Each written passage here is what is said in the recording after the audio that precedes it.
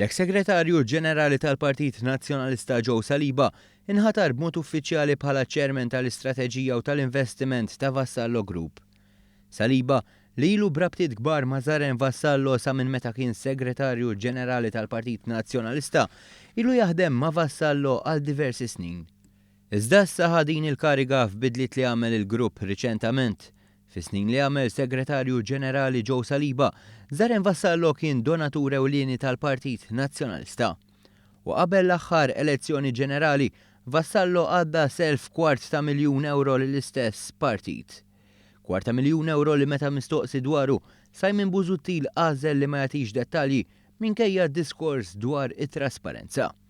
Saħansitra ddikjara l-interess finanzjarji tal-entitajiet tal-partit mhumiex xi ħaġa li jikkummenta fuqha pubblikament.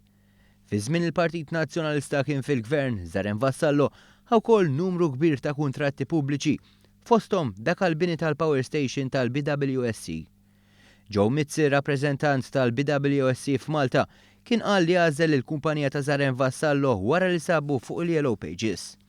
Intant, id-Deputat Nazzjonalista Charlo Bonici inħatar direttura riżorsi umani u komunikazzjoni tal-istess kumpanija.